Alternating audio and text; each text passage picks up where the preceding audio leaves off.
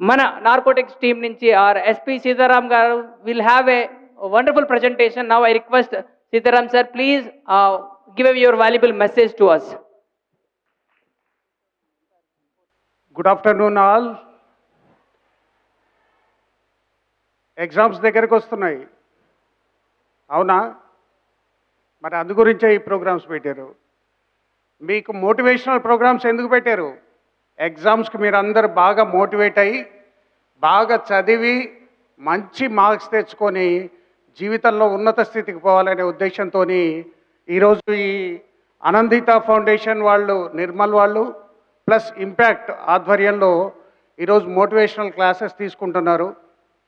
ముఖ్యంగా ఈ సందర్భంగా ఈ ఆనందిత ఫౌండేషన్ అండ్ ఇంపాక్ట్ ఇద్దరికి కూడా నా హృదయపూర్వక కృతజ్ఞతలు. ఎందుకంటే దీనిలో మమ్మల్ని కూడా భాగస్వాములు చేశారు.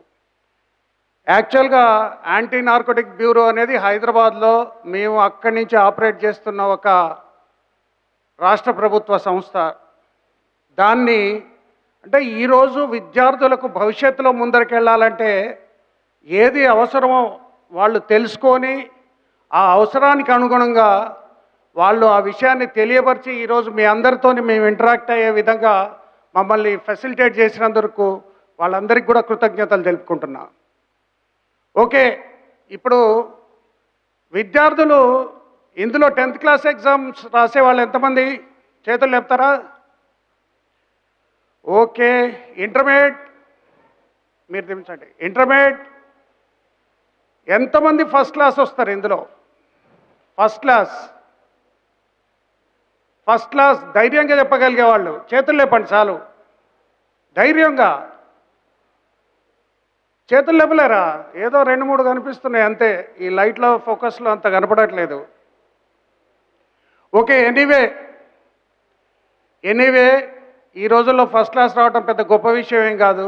ఎందుకంటే మీ అందరికీ తెలుసు 90% చాలా ఈజీ అయిపోయింది. 95%, 94%, 99%. ఒకప్పుడు చాలా కష్టం, ఇప్పుడు చాలా ఈజీ. ఓకే, ఈరోజు తెలంగాణ యాంటీ నార్కోటిక్ బ్యూరో తరపున నా పేరు సీతారాం, నేను నార్కోటిక్ బ్యూరో నుంచి వచ్చా. ఈరోజు ప్రపంచాన్ని పట్టి పీడిస్తున్న అతిపెద్ద సమస్య డ్రగ్స్ మహమ్మారి. ఈ డ్రగ్స్ అనేది ప్రపంచవ్యాప్తంగా కొన్ని కోట్ల మంది దీనికి బానిసలై వాళ్ళ బంగారు భవిష్యత్తును నాశనం చేసుకుంటూ, అదేవిధంగా వారి జీవితాన్ని కంప్లీట్గా పూర్తిగా నిర్వీర్యం చేసుకుంటూ జీవితంలో మరే దారి లేక మగ్గుతున్న చాలామందికి ఈ డ్రగ్స్ మహమ్మారిన పడి ఉన్నారు. కాబట్టి మన దేశంలో కూడా ఇప్పుడు ప్రపంచం మొత్తంలో యువత ఎక్కువ ఉన్న దేశం భారతదేశం, ఎక్కువ యువశక్తి ఉన్న దేశం భారతదేశం. కాబట్టి మనం ప్రపంచంలో ఇప్పుడు నెంబర్ 1 శక్తిగా ఎదుగుతున్నాం. భారతదేశం మనం ప్రపంచంలో నెంబర్ 1 దిశగా పోతున్నాం. ఈ పోతున్న క్రమంలో భారతదేశాన్ని నిర్వీర్యం చేయాలంటే భారతదేశ యువతను నిర్వీర్యం చేయాలి. తద్వారా ఒక దేశం పనికిరాకుండా పోవాలంటే ఆ దేశ యువతను పనికిరాకుండా చేస్తే చాలు, ఆటోమేటిక్గా ఆ దేశం మొత్తం పనికిరాకుండా పోతుంది. ఇదే ఉద్దేశంతో మన శత్రు దేశాలు కావచ్చు, అంతర్గత శక్తులు కావచ్చు, కుట్రలు పన్నే విధంగా కావచ్చు, యువతను నాశనం చేయడానికి ఎన్నో రకాలైన ఎప్పటికప్పుడు ఎత్తుగడలు వేస్తుంటాయి. అందులో భాగంగానే డ్రగ్స్ కూడా ఒకటి. ఇప్పుడు ఈ డ్రగ్స్ అనేది అసలు ఏంటి, డ్రగ్స్ ఏ రకంగా ఉంటాయి, ఎన్ని రకాలుగా ఉంటాయి, వాటి వల్ల దుష్ఫలితాలు ఏంటి, వాటిని తీసుకోవటం వల్ల కలిగే లక్షణాలు ఏంటి, వీటన్నిటి గురించి మిమ్మల్ని ఎక్స్ప్లెయిన్ చేసే ప్రయత్నం చేస్తా. క్యారియన్ ఇదంతా చూడండి, ఇవన్నీ పేపర్లలో రెగ్యులర్గా మీరు చూసే ఐటమ్స్. మైనర్స్ చాలామంది, చిన్న చిన్న పిల్లలు, స్కూల్ కిడ్స్, ప్రతి ఒక్కళ్ళు కూడా ఈ రోజులలో డ్రగ్స్కి బానిస అయిపోతున్నారు. దీనికి వివిధ రకాలైన కారణాలు ఉన్నాయి. కారణాలన్నీ ఒకదాని తర్వాత ఒకటి చెప్పుకుంటూ వస్తాను. Next slide. చిన్నపిల్లలు పెద్ద పెద్ద డ్రగ్స్ బారిన పడలేరు కాబట్టి వారి కోసం గాంజా చాక్లెట్లు తయారు చేస్తున్నారు ఈ మధ్యకాలంలో. అంటే గాంజా అనే మత్తు పదార్థాన్ని చాక్లెట్లలో జోడించి దాన్ని అమ్ముతున్నారు. చిన్నపిల్లలకి చాక్లెట్లను ఇచ్చినప్పుడు ఆటోమేటిక్గా మత్తు దారిలో పడిపోతారు. వాళ్ళు మత్తుకు బానిస అయిపోతారు. బానిస అయిపోయిన తర్వాత వాళ్ళు నిదానంగా ఒక్కొక్క స్థాయి పెంచుకుంటూ అది ప్రమాదకరమైన స్థాయి వరకు చేరుకునే పరిస్థితి వస్తుంది. ఇదంతా ఎక్కడెక్కడి నుంచి వస్తున్నాయి డ్రగ్స్, ఏం చేస్తున్నాయని మీరు ఆల్రెడీ పేపర్లో చూస్తుంటారు. దీని గురించి పెద్ద డిస్కషన్ అవసరం లేదు. Next, first drugs drugs drugs drugs ఈ మధ్యకాలంలో ప్రతి ఒక్కళ్ళు డ్రగ్స్ గురించి మాట్లాడుతున్నారు. ఎందుకు? ఇంతకుముందు ఒక 10 సంవత్సరాల క్రితం, 15 సంవత్సరాల క్రితం, 20 సంవత్సరాల క్రితం ఈ డ్రగ్స్ అనేవి ఎవ్వరికి తెలియదు. ఎందుకంటే ఆ రోజులలో ఇంత ఒత్తిడి లేదు, మనుషుల మధ్యలో ఇంత గ్యాప్ లేదు. యాక్చువల్గా ఈ డ్రగ్స్ అనే మహమ్మారిని పడటానికి ముఖ్య కారణం మనుషులు ఒత్తిడికి లోను కావటం. ఆ ఒత్తిడి తట్టుకునే మానసికమైన శక్తి లేక ఒక మద్యానికో లేదా డ్రగ్స్కో బానిసలు అవ్వటం జరుగుతుంది. ఇప్పుడు ఈ డ్రగ్స్ మనకు 2 విధాలు ఉంటాయి. మనకు జనరల్గా జ్వరం వస్తే ఏం చేస్తాం? ఓ పారాసిటమాల్ ట్యాబ్లెట్ వేసుకుంటామా? డోలో 650 వేసుకుంటాం. తలనొప్పి వస్తే సారిడాన్ వేసుకుంటాం. ఇంకేదో జబ్బు వస్తే ఇంకేదో ట్యాబ్లెట్ వేసుకుంటాం, ఇంకో ఇంజెక్షన్ తీసుకుంటాం. వాటిని కూడా డ్రగ్స్ అని అంటారు.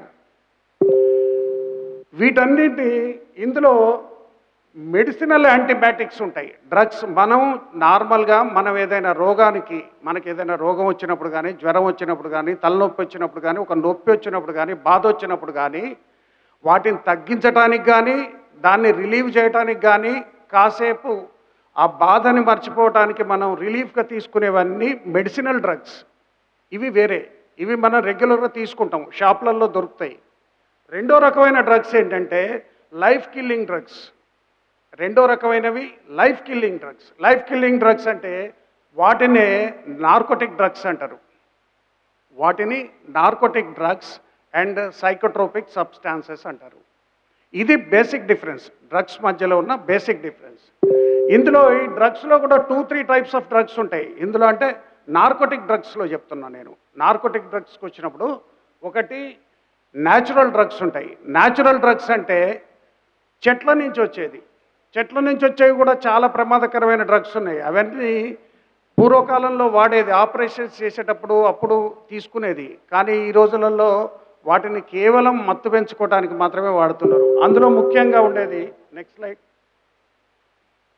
గాంజా, హషాయిల్, పాపిస్టా, ఓపియం, చెరాస్, కొకైన్, ఇటువంటివన్నీ. అంటే నేను ఇందులో డీప్గా పోవట్లేదు, దీని గురించి మీకు జనరల్ నాలెడ్జ్ రావటం అనవసరం మీకు. ఎందుకంటే చిన్నపిల్లలు, మీరు ఈ స్టేజ్లో ఉన్నారు కాబట్టి మీకు ఎక్కువ నాలెడ్జ్ తెలవటం కూడా అంత మంచిది కాదు.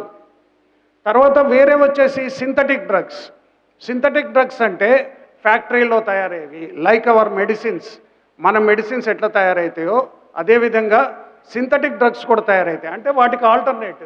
దాంట్లో కొన్ని MDMA, అల్ఫాజోలం, చాలామంది కళ్ళులో వేసుకుంటుంటారు, అల్ఫాజోలం వేసుకొని తాగుతుంటారు. విలేజ్లలో పెద్దవాళ్ళు ఉంటే తెలుస్తుంటుంది, వాటిలలో వేసుకొని తాగుతారు.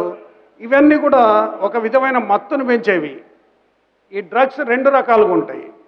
ఇందులో ఈ డ్రగ్స్ తీసుకోవటం వల్ల ఏంటి, అసలు డ్రగ్స్ అనేది ఏ రకంగా హాని చేస్తుంది? డ్రగ్స్ అనేది 3 రకాలుగా హాని చేస్తుంది. ఒకటి మన నేషనల్ సెక్యూరిటీ, దేశ భద్రతకు డ్రగ్స్ ద్వారా ముప్పు. రెండోది వచ్చేసి మన సొసైటీ, మన కల్చర్కి ముప్పు. మన సొసైటీ అండ్ మన కల్చర్కి ముప్పు. మూడోది వచ్చేసి మన పర్సనాలిటీ, పర్సనల్ అంటే మన సొంతానికి ముప్పు. అంటే మనం తీసుకోవటం వల్ల మనమే చెడిపోతాం. దీంట్లో ప్రతి ఒక్క సబ్జెక్టు గురించి వివరంగా చెప్పే ప్రయత్నం చేస్తా. మొట్టమొదటి నేషనల్ సెక్యూరిటీ. మీరందరూ అనుకోవచ్చు, ఇక్కడ కూర్చొని గంజాయి కొడితేనో లేదా హైదరాబాద్లో కూర్చొని ఏదో ఒక డ్రగ్ తీసుకుంటేనో దేశ భద్రతకు ఎట్లా ముప్పు? ఈ ఆలోచన అందరికీ రావచ్చు. దేశ భద్రతకు ఒక మనిషి కూర్చొని గంజాయి తాగడానికి ఏమైనా సంబంధం ఉందా? కానీ చాలా పెద్ద సంబంధం ఉంది. ఎందుకంటే మనం ఇందాకే అనుకున్నాం, మన దేశానికి ఉన్న ఒకే ఒక బలమైన శక్తి యువత. ఈరోజు మనం ప్రపంచంలో నెంబర్ 1 దిశగా పోతున్నామంటే మన దేశంలో ఉన్న యువత, మన దేశంలో ఉన్న శక్తి యువతనే. కాబట్టి శత్రు దేశాలు ఏం చేస్తాయంటే ఈ యువతను నిర్వీర్యం చేయాలని ట్రై చేస్తాయి. అంటే ఒక యువతను చెడగొట్టడం ద్వారా ఒక దేశ భవిష్యత్తును కూడా చెడగొట్టవచ్చు. దాంట్లో ముఖ్యంగా మనకు north east side golden triangle ఒకటి ఉంటుంది. అట్లాగే మనకు అటువైపు పాకిస్తాన్, ఆఫ్ఘనిస్తాన్, ఇరాన్ వీటిలలో డ్రగ్స్ బాగా పండుతాయి. అదేవిధంగా థాయిలాండ్, మయన్మార్ అండ్ లావోస్ ఈ 3 కంట్రీలు కూడా వీటిలలో పెద్ద ఎత్తున డ్రగ్స్ కల్టివేషన్ చేస్తారు. గోల్డెన్ క్రీసెంట్ ఒకటి అంటారు, గోల్డెన్ ట్రయాంగిల్ అని ఒకటి అంటారు. అంటే ప్రపంచంలో డ్రగ్స్ని అత్యంత ఎక్కువ ఉత్పత్తి చేసే దేశాలు ఈ 2. వీటి తర్వాత కొలంబియాలు. గోల్డెన్ క్రీసెంట్ ఏమో Laos, Bangladesh, Myanmar and Thailand. అదేవిధంగా గోల్డెన్ ట్రయాంగిల్ అంటే ఇరాన్, ఆఫ్ఘనిస్తాన్, పాకిస్తాన్. వీళ్ళు ఏం చేస్తారు, వాళ్ళు ఏదో డ్రగ్స్ పండించి ప్రశాంతంగా కూర్చోరు. ఆ డ్రగ్స్ని భారతదేశంలోకి సప్లై చేస్తారు. భారతదేశానికి సప్లై చేసి డ్రగ్స్ని భారతదేశంలో సరఫరా చేయటం ద్వారా డబ్బును సంపాదిస్తారు. దీనివల్ల 2 లాభాలు వాళ్ళకి. ఒకటి, వాళ్ళకి డబ్బు వస్తుంది.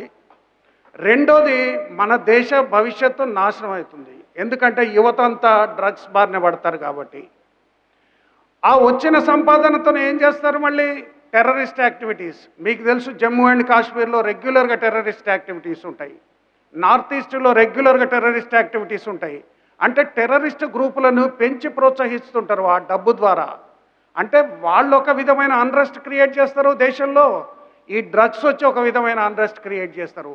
తద్వారా దేశ భవిష్యత్తుకు ముప్పు. ఇది ఆ దేశాల యొక్క ఉద్దేశం. తర్వాత టార్గెటింగ్ యూత్. మేము ఇందాకనే అనుకున్నాం మనందరం, ఒక దేశాన్ని నాశనం చేయాలంటే ఆ దేశ యూత్ని నాశనం చేస్తే చాలు, ఆటోమేటిక్గా నాశనం అయిపోతుంది.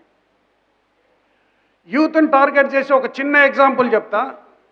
మీ అందరికి కూడా తెలుసు, డ్రగ్స్ కాకుండా నార్మల్గా చెప్తా నేను. టిక్ టాక్ ఎంతమందికి తెలుసు ఇందులో? టిక్ టాక్ మన సెల్ ఫోన్లలో చూసి ఉంటారా? టిక్ టాక్ తెలియదు కదా? తెలియకుంటే సంతోషం, మీ అంత మంచి పిల్లలు లేరు ఎక్కడ.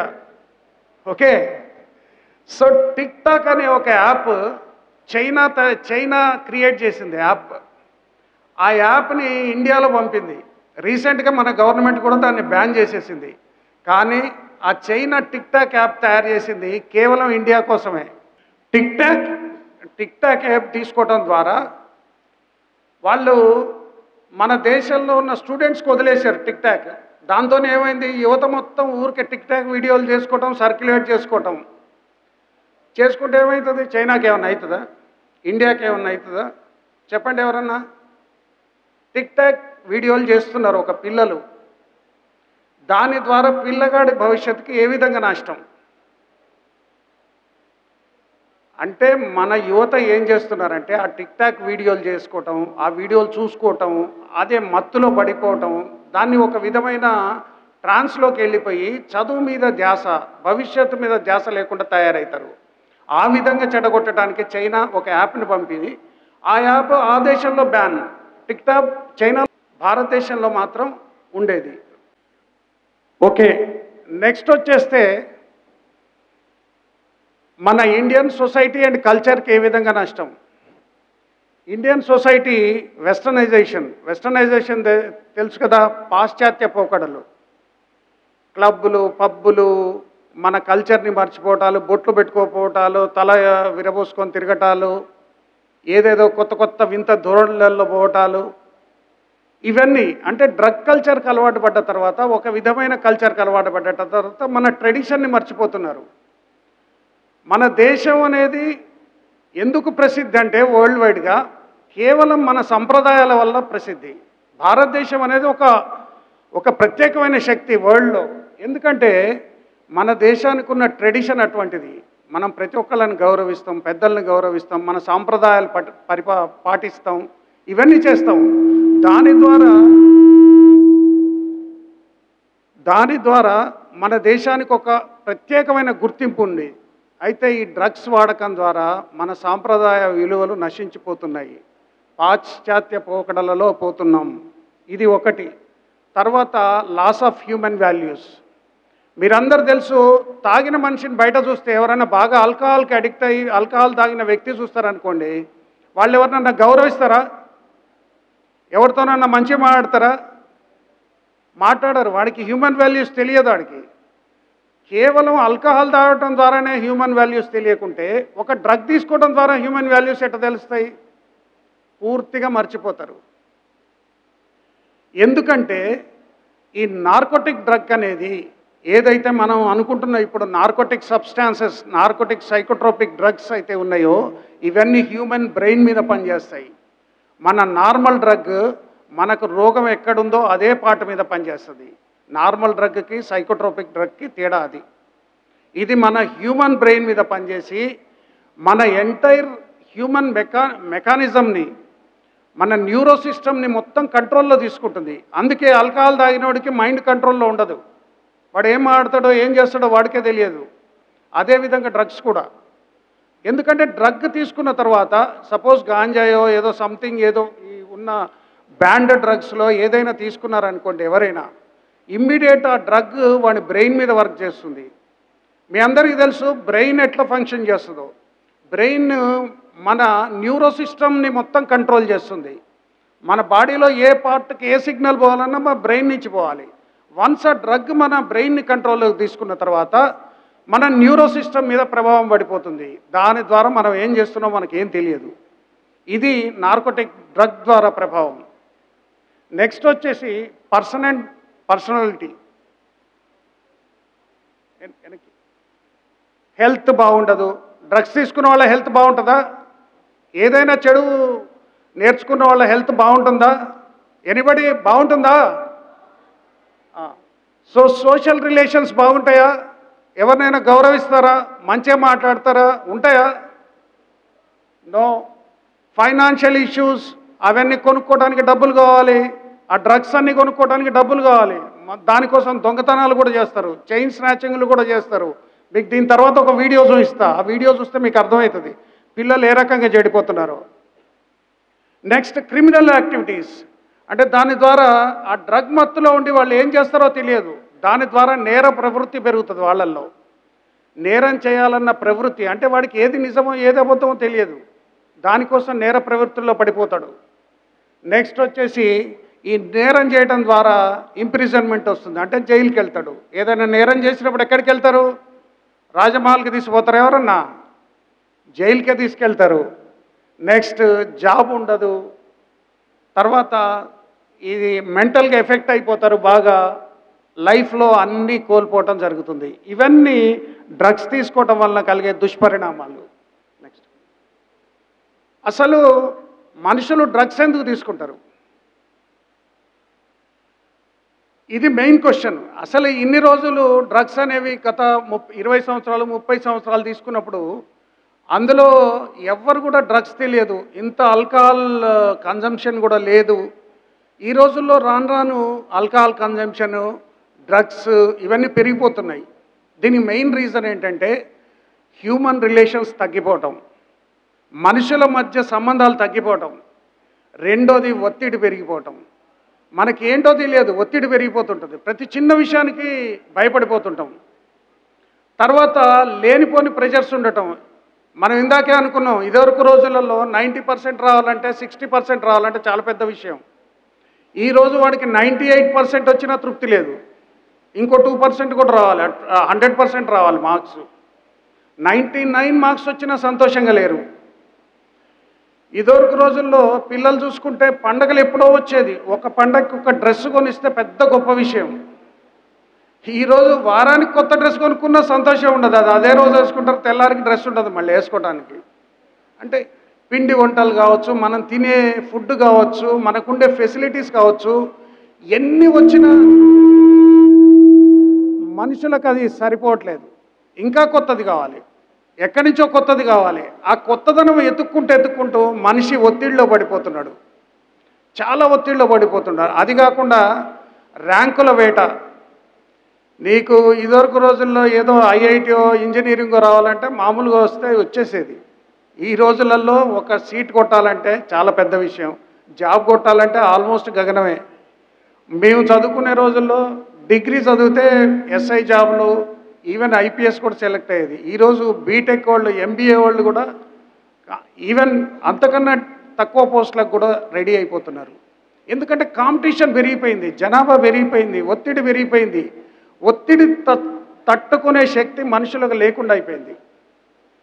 వీటితో పాటు భాగంగా మనుషుల మధ్యలో గ్యాప్ ఎక్కువైంది. అంటే ఎవరితో మాట్లాడుకోవట్లేదు, ఎవరిని చూసినా సెల్ ఫోన్ అడిక్షన్స్ బాగా పెరిగిపోయినాయి.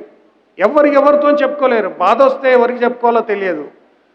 రియల్ ఫ్రెండ్స్ లేరు, ఫేక్ ఫ్రెండ్స్ ఎక్కువయ్యారు. ఫేస్బుక్లో, ఇన్స్టాగ్రామ్లో మీ ఫాలోవర్స్ మీకు లైక్ చేసేటోళ్ళు వాళ్ళే ఫ్రెండ్స్ అయిపోయినారు. ఇన్స్టాలో 1,00,000 మంది ఫ్రెండ్స్ ఉంటారు, రియల్ ఫ్రెండ్ ఒక్కడు కూడా ఉండడు బయట. ఫేస్బుక్ ఫ్రెండ్స్ ఉంటారు 100 మంది, రియల్ ఫ్రెండ్ ఎవ్వడు ఉండడు. ఇటువంటి సిస్టంలో మనిషి ఒత్తిడికి లోనై ఆ ఒత్తిడి తట్టుకునే మెకానిజం తన దగ్గర లేక డ్రగ్స్కు తర్వాత మద్యానికి బానిస అవుతున్నారు. హ్యూమన్ రిలేషన్స్ లేవు, హ్యూమన్ ఇంటరాక్షన్స్ లేవు. అందుకే చాలామంది పిల్లలు సూసైడ్లు చేసుకుంటున్నారు. ఇదివరకు సూసైడల్ రేట్ ఇంత లేదు. ఆత్మహత్యలు ఎందుకు ఎక్కువ జరుగుతున్నాయి? ఏదో ఒత్తిడి, కానీ ఎవరికి చెప్పుకోలేరు. ఆత్మహత్యలు 90% ఆగిపోయేది కేవలం మీ బాధ పక్కోడికి చెప్తే చాలు, వాడు ఏదో ఒక సొల్యూషన్ చెప్తాడు. లేదా నువ్వు ఒక 5 నిమిషాలు నీ సొల్యూషన్ ఏంటో నువ్వు ఆలోచించుకుంటే చాలు, ఏదో ఒక మార్గం దొరుకుతుంది బయటపడటానికి. కానీ అవన్నీ చెప్పుకునే తీరిక కూడా లేదు, ఆ ఒత్తిడి తట్టుకోలేకపోతున్నారు. ఎప్పుడైనా గుర్తుపెట్టుకోండి, మనకు ఒత్తిడిని తగ్గించుకోవడానికి బెస్ట్ మార్గం మన పక్కోడితో మాట్లాడటం, లేదా మన పేరెంట్స్తో మాట్లాడటం, మన ఫ్రెండ్స్తో మాట్లాడటం, మన గురువులతో మాట్లాడటం. ఎవరితోనూ ఒకరితో మాట్లాడటం ద్వారా, మన కష్టం షేర్ చేసుకోవడం ద్వారా మనము దానికి ఒక సులభమైన పరిష్కారం తెలుసుకోవచ్చు. ఇది ప్రతి ఒక్కళ్ళు తెలుసుకోండి. కష్టాలు ప్రతి ఒక్కళ్ళకి వస్తాయి, కానీ దేనికి కూడా చావు కానీ బానిసలు మద్యానికో లేదా డ్రగ్స్కో బానిస కావటం మాత్రం పరిష్కారం మాత్రం కాదు. నెక్స్ట్, ఇందులో చాలామంది డ్రగ్ తీసుకుంటే హ్యాపీగా ఉంటుంది, మేము ఎక్కడికో హ్యాపీ అయిపోతాం. ఏదో బాధ వస్తుంది, బాధ నుంచి రిలీవ్ కావాలంటే డ్రగ్ తీసుకోవాలి. లేదా కొంతమంది మిత్స్ ఏముంటాయంటే, అంటే దాంట్లో అపోహలు ఏముంటాయంటే, అది తీసుకుంటే అందంగా అవుతారు, చాలా యాక్టివ్గా అవుతారు. ఇవన్నీ అపోహలు. యాక్చువల్గా ఏది ఉన్నా టెంపరీగా ఉంటుంది.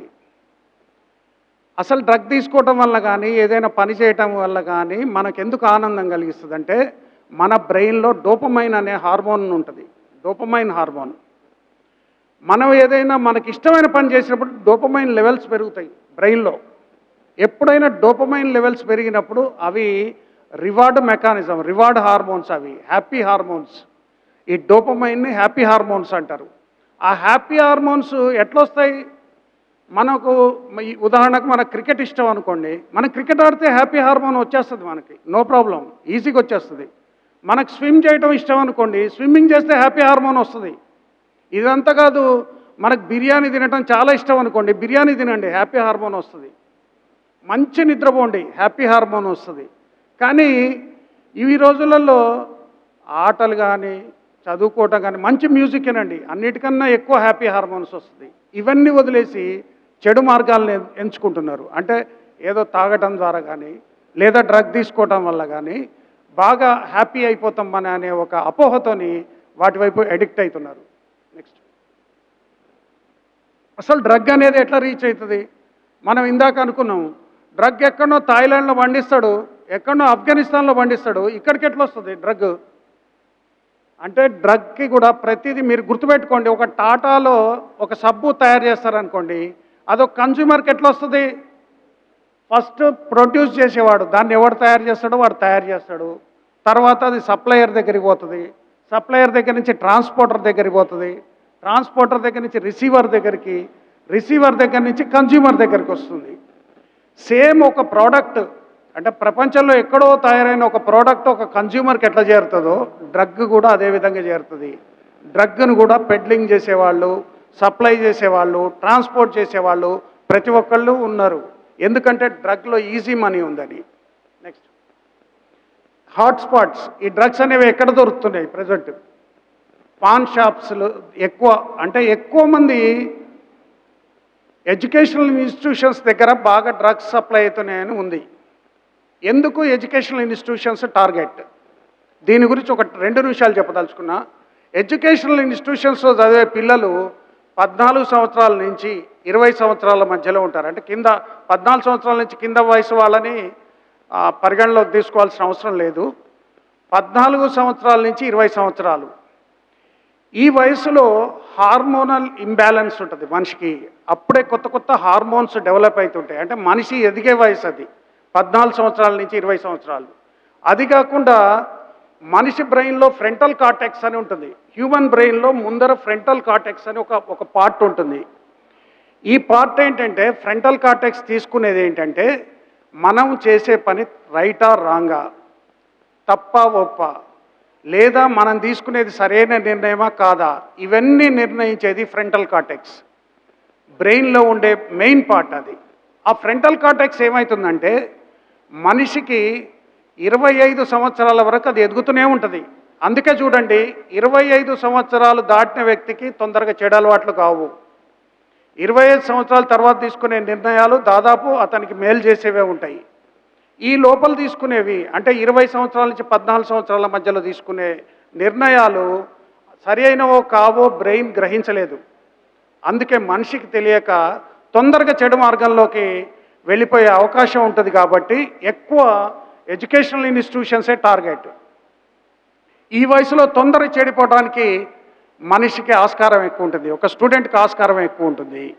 హార్మోనల్ ఇంబ్యాలెన్స్ మనిషి కూడా అది ఏంటి 14 సంవత్సరాల నుంచి 20 సంవత్సరాలు యుక్త వయసు అంటే యంగ్ ఏజ్, అప్పుడే స్టార్ట్ అవుతుంది. యంగ్ ఏజ్ స్టార్ట్ అయ్యి ఆ టైంలో హార్మోనల్ ఇంబ్యాలెన్స్ ఉండి అంత గందరగోళంగా ఉంటుంది లైఫ్. ఆ సమయంలో సరైన దారిలో పోయినోడు జీవితంలో ఎదుగుతాడు. ఒక్క రాంగ్ స్టెప్ తీసుకున్నా మనం హైవే మీద పోయేటప్పుడు ఒక్క చోట టర్న్ కావాల్సింది ఏదైనా రాంగ్గా టర్న్ అయితే మళ్ళీ నువ్వు వెనక్కి రావాలంటే ఎంతో దూరం పోయి యూ టర్న్ చేసుకొని రావాలి. లైఫ్ కూడా అంతే అయిపోతుంది. Next how to control. ఈ డ్రగ్స్ ఉన్నాయి, వీటన్నిటిని కంట్రోల్ ఎట్లా చేయాలి? ఇవి కంట్రోల్ ఎట్లా చేయాలంటే number 1 awareness programme. Awareness programme అంటే ఈరోజు మనం అందరం చేసుకునేది అవేర్నెస్. అంటే మనం ఏం చేస్తున్నాం, ఈ డ్రగ్స్ గురించి ఒక అవగాహన ద్వారా డ్రగ్ మంచిదా చెడ్డదా, లేకుంటే దీనివల్ల లాభం ఉందా నష్టం ఉందా, ఇది తీసుకోవటం వల్ల మనిషి జీవితం ఏ రకంగా మారుతుంది, ఇవన్నీ తెలుసుకుంటున్నాం. ఇదే ప్రోగ్రాం అవగాహన. కాబట్టి ఈరోజు మనం అవేర్నెస్ మీటింగ్ దాని గురించే పెట్టుకున్నాం. నెక్స్ట్ వచ్చేసి స్ట్రింజెంట్ లాస్ అంటే మన చట్టాలు, కఠినమైన చట్టాలు స్ట్రింజెంట్ లాస్ అంటే. సో మనం ఏం చేయాలి, అవగాహన తెలియజెప్పినా కూడా అర్థం చేసుకోలేక తప్పులు చేసిన వాళ్ళని ఏం చేయాలి, శిక్షించాలి. కాబట్టి దానికోసం కఠినమైన చట్టాలు కూడా అమలు చేసుకోవాల్సిన అవసరం ఉంది. వీటన్నిటిలో లా ఎన్ఫోర్స్మెంట్ ఏజెన్సీస్, దీంట్లో ఎవరెవరు చట్టాలు చేయాలి, మరి చట్టాలని అమలు చేయాల్సిన బాధ్యత ఎవరికి? ఇందులో చాలా ఉంటాయి. ఇందులో Telangana anti narcotic bureau, narcotic control bureau, DRI, director of revenue intelligence, police, everybody, వీళ్ళందరూ కూడా చట్టాన్ని అమలు చేసేవాళ్ళు. నెక్స్ట్ ఇవన్నీ పనిష్మెంట్స్ మీకు పెద్ద తెలియాల్సిన అవసరం లేదు, దీని గురించి పూర్తి అవగాహన కూడా అవసరం లేదు. తర్వాత స్టేక్ హోల్డర్స్, ఒక మహమ్మారిని కావచ్చు దేన్నైనా కావచ్చు. మీ అందరికీ తెలుసు 2-3 ఇయర్స్ బ్యాక్ కోవిడ్ వచ్చింది. కోవిడ్ వచ్చినప్పుడు ఏం చేశారు, అవగాహన ప్రతి ఒక్కరికి కోవిడ్ గురించి తెలిసేటట్టు చేశారు. చేతులు శుభ్రంగా కడుక్కోండి, మొహానికి మాస్క్ పెట్టుకోండి, ముక్కుకు మాస్క్ పెట్టుకోండి, ఇది అవగాహన కల్పించారు. కల్పించడం ద్వారా వ్యాక్సిన్ తీసుకోవడం ద్వారా కోవిడ్ని కంట్రోల్ చేశారు. అదేవిధంగా మన దగ్గర ఉన్న ఈ మహమ్మారి మనకి ఏదైతే ఉందో ఇప్పుడు డ్రగ్స్ మహమ్మారిని కంట్రోల్ చేయాలంటే కూడా స్టేక్ హోల్డర్స్ ఎవరెవరు ఉండాలి, ఇందులో యూత్ ఉండాలి. ముఖ్యంగా యూత్కు తెలవాలి దీనివల్ల లాభమా నష్టమా, దీన్ని తీసుకోవాలా వద్దా, ఫస్ట్ యూత్ తీసుకోవాలి. తర్వాత ఎడ్యుకేషనల్ ఇన్స్టిట్యూషన్స్, వీళ్ళు కూడా బాగా విపరీతమైన అవగాహన కల్పించాలి. ఇంటలెక్చువల్స్, మేధావులందరూ కూడా కలవాలి. మేధావులందరూ కూడా కలిసి దీని యొక్క లాభ నష్టాలు తెలియజెప్పాలి. పేరెంట్స్, టీచర్స్, ఏడీసీస్ అంటే యాంటీ డ్రగ్ కమిటీస్, వీళ్ళందరూ సంయుక్తంగా కలిసి పనిచేస్తేనే ఒక డ్రగ్ మహమ్మారిని ఎదుర్కోవడానికి వీలవుతుంది. అసలు డ్రగ్ తీసుకునే వాళ్ళు ఎట్లుంటారు, వాళ్ళని చూస్తే అసలు వీడు డ్రగ్ తీసుకున్నాడా లేదా ఎట్లా తెలియాలి? వీటిల్లో ఏంటంటే ఫిజికల్ సిమ్టమ్స్, ఫస్ట్ మనకి ఇట్లా చూడగానే నార్మల్గా కనిపించే లక్షణాలు ఏమి ఉంటాయి, డల్ లుకింగ్, గ్లేజ్డ్ ఐస్, బాగా డ్రగ్స్ తీసుకునే వాళ్ళు కానీ ఎక్కువ తాగే వాళ్ళు కానీ డల్ లుకింగ్ ఉంటారు, కళ్ళల్లో అసలు జీవం ఉండదు, గ్లేజ్డ్ ఐస్, డ్రౌజినెస్, ఎప్పుడు కూడా నిద్రపోతున్నట్టు, ఏదో నిద్రలో ఉన్నట్టు, మత్తుగా ఉన్నట్టు ఉంటారు. తర్వాత రన్నీ నోస్, కొంచెం నోట్లో ముక్కులోంచి నీళ్ళలా కారటం, coughing, needle marks, tattoos, weight loss, malnutrition, అంటే బక్కగా ఉండి మంచిగా అంటే దృఢంగా లేకపోవటం, మనిషిని చూడంగానే ఫిట్గా లేకపోవటం. తర్వాత ట్యూమర్స్, అక్కడక్కడ ఒంటి మీద గడ్డలు లక్షణాలు ఉండటం, ఇవన్నీ కూడా ఫిజికల్గా కనిపించే సిమ్టమ్స్. తర్వాత బిహేవియర్కి వచ్చినప్పుడు వాళ్ళల్లో ఏంటంటే డిఫరెంట్గా బిహేవ్ చేస్తుంటారు. వాళ్ళు ఎవరితో కలవరు, లేదా కలిసి అసలు మాట్లాడరు, మాట్లాడితే ఎక్కువ మాట్లాడతారు, అతిగా మాట్లాడేస్తారు, లేదంటే విపరీతంగా మాట్లాడతారు, ఊరికే కోపం తెచ్చుకుంటారు. తర్వాత ఎక్కడో చోట పడిపోయి ఉంటారు, లేదంటే తొందరగా మాట్లాడాలి, లేదా స్లోగా మాట్లాడాలి. నార్మల్గా ఎవరైతే మాట్లాడుతున్నారో ఆ రకంగా మాట్లాడరు. నెక్స్ట్ అదర్ సిమ్టమ్స్ ఏముంటాయి, వాడికి గ్రేడ్లు పడిపోతుంటాయి స్కూల్లో, నెమ్మది ఆరోగ్యం క్షీణిస్తుంటుంది, నెమ్మది పబ్లిక్ నుంచి దూరం అవుతుంటాడు. ఇవన్నీ అదర్ సిమ్టమ్స్. నెక్స్ట్ ఇది చూడండి, డ్రగ్స్ తీసుకున్న వాళ్ళు అందంగా తయారవుతారనే అపోహ ఉంటుంది, కానీ అది తీసుకోవటం వల్ల వాళ్ళు మంచిగా ఉన్న వాళ్ళు కూడా వాళ్ళ ఫిజికల్ గ్లామర్ అంతా పోగొట్టుకొని ఈ రకంగా తయారవుతుంటారు, వాళ్ళు చాలా ఘోరంగా తయారవుతారు. నెక్స్ట్ సో ఈరోజు మీరు ఇంకా చిన్నపిల్లలే కాబట్టి డీప్ అవేర్నెస్ క్లాస్ కూడా మేము తీసుకోదలుచుకోక నేను ఒక జనరల్ అవేర్నెస్గా ఒకటి చెప్పా. ఇప్పుడు మనం అందరం ఏం చెప్పాలి? Let's say no to drugs. ఏం చెప్పాలి? No to say no to drugs. ఎవరి దగ్గరైనా అమ్ముతున్నా, ఆ ఏరియాలో ఎవరైనా చేస్తున్నా అందరు కలిసికట్టుగా దాన్ని ఎదుర్కోవాలి. మీ అందరినీ అవేర్నెస్ చేసేది ఎందుకు? మీరేదో తెలుసుకొని హరికథ పురాణ కథ విన్నట్టు ఇంటికి పోయి పడుకోవటానికి కాదు, దీన్ని సంఘటితంగా ఎదుర్కోవాలి. అంటే సమాజంలో డ్రగ్స్ అనేవి ఎక్కడ రాకుండా ప్రతి ఒక్క పౌరుడు బాధ్యత తీసుకున్నప్పుడే ఆ మహమ్మారిని మనం ఆపగలుగుతాం. తర్వాత దీనికి మీకు తెలిసిన వాళ్ళు ఎవరైనా, అంటే మీకు తెలిసిన ఏరియాల్లో అటువంటి డ్రగ్స్ దందా ఏదైనా నడుస్తున్నా, సేల్ కానీ కన్జంప్షన్ కానీ నడుస్తున్నా, మా దగ్గర 2 నెంబర్లు ఉంటాయి. ఒకటి ఇది టోల్ ఫ్రీ నెంబరే, ఇది 8712671111. ఈ నెంబర్ని నోట్ చేసుకొని దీనికి వాట్సాప్ మెసేజ్ చేస్తే మీ పేరు వివరాలు ఏం తెలియజెప్పాల్సిన అవసరం లేదు, మేము వాళ్ళ మీద ఇమ్మీడియట్ యాక్షన్ తీసుకుంటాం.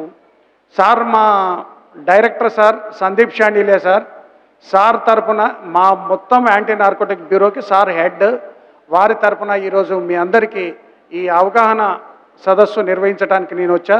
ఈ సందర్భంగా మరొక్కసారి ఈ ప్రోగ్రాం కండక్ట్ చేసిన అనందిత ఫౌండేషన్ వాళ్ళు మరియు ఇంపాక్ట్ వాళ్లకు మరొకసారి కృతజ్ఞతలు తెలియజేసుకుంటూ ముగిస్తున్నా. Thanks allot.